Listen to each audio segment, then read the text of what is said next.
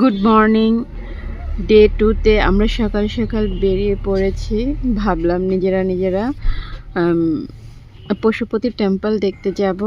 মাত্র 20 রুপিতে আমরা পশুপতি টেম্পল যাচ্ছি, যেখানে 700 রুপি ক্যাব ভাড়া ছিল। খুবই ভালো একটা জার্নি বাসে। এখানে কোনো জ্যাম নাই, কোনো প্রকার সমস্যা নাই। কারো কাছে যদি হাতে একটা ফোন থাকে, নেট থাকে আর ম্যাপ থাকে, খুব রিজনেবল প্রাইসের মধ্যে আপনারা নেপালের কাঠমান্ডুতে ভিজিট করতে পারবেন বিভিন্ন এরিয়াতে। এরপরে আমি চলে আসছি টেম্পলে। এটা খুবই সুন্দর আর এটা এত বড়, এত বিশাল, পুরো শেষ করা যাবে না একদিনে ঘুরে। এরপরে আমরা মন্দিরের ভিতরে ঢুকে পুরো দৃশ্যটা দেখলাম। ওদের আজকে বড় পুজো ছিল, বিয়ে ছিল।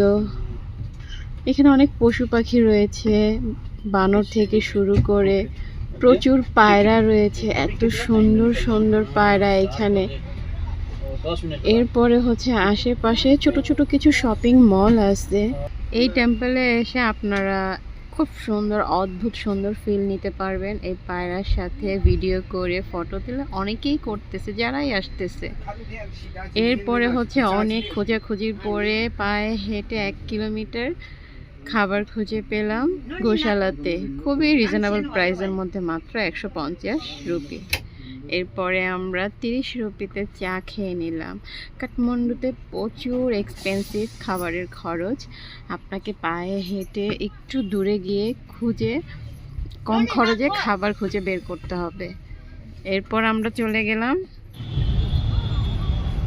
বৌদ্ধস্তূপে।